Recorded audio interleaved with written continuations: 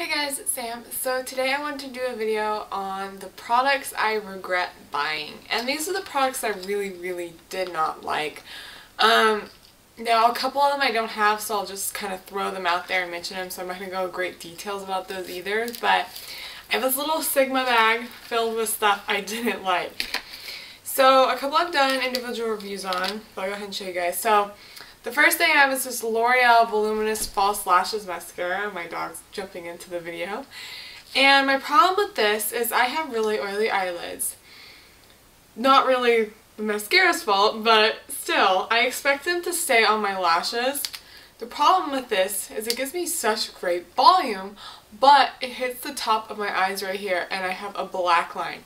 I will have a really black line. I'm not talking like a couple little spots where it's touched and transferred, but I mean I will have a fat line all across my lids from this mascara.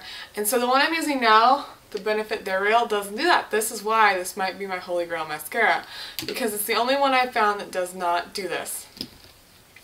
Another one that does the same thing, which I can't find.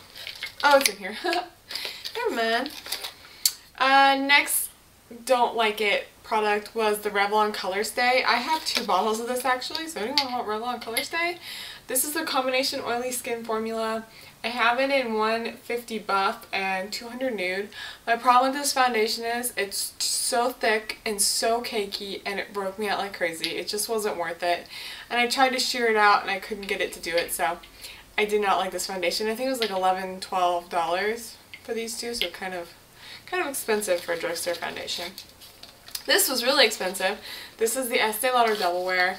Again, very thick foundation. My problem with this mainly was that it broke me out as well.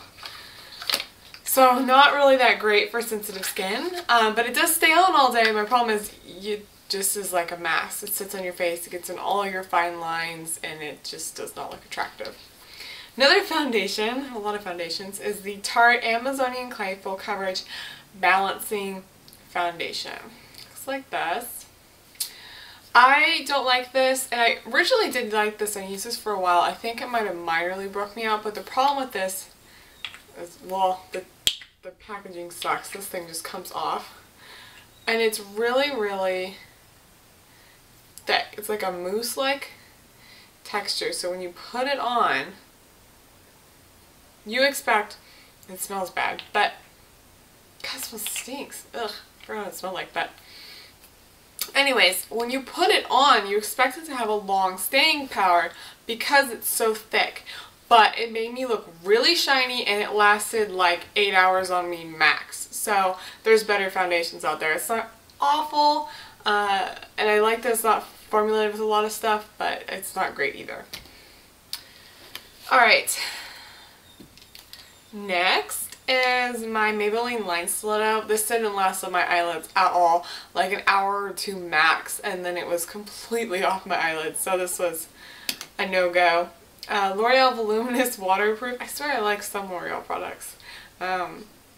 It just transferred really bad to my upper lash line as well. The brush is really good though, and the volume I got from it was awesome, so maybe if you don't have oily lids. I know this is a really liked mascara, it just didn't work for my lids. The Tarte Maracuja Creaseless Concealer. I have this one in medium. I also had light as well. And I'll squirt some on my hands so you can see. It's just, well, way too dark for me. But it's got like a sheen to it, so when you try to use it for blemish covering up, it draws too much attention to it. But when you try to use it under your eyes, it sinks into all the lines under your eyes and it gets really cakey. So I did not like that. On the plus side though, it didn't make my eyelids dry out either, because that has happened before. Alright, some things that I don't have to show you but I hated,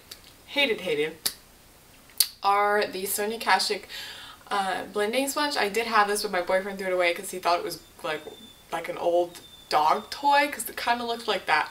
It was just awful. It fell apart after a week of use. I used it every day, but still a week and it fell apart. Yeah, it was not good. Another fail for me was the MAC Paint Pot and Painterly. It creased horribly, and the MAC Fluid Line and Black Track also did not stay on my lids either. I have really oily skin, So yeah, if you're similar in the same boat, maybe some of the products I have found that I like would actually work for you. I don't know.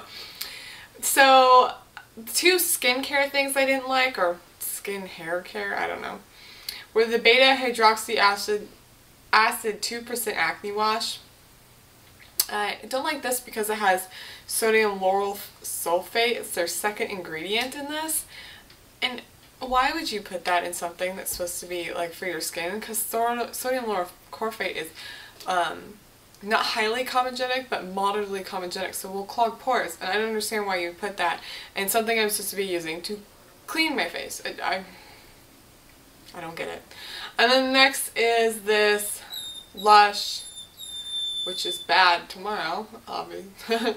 Weirdly enough.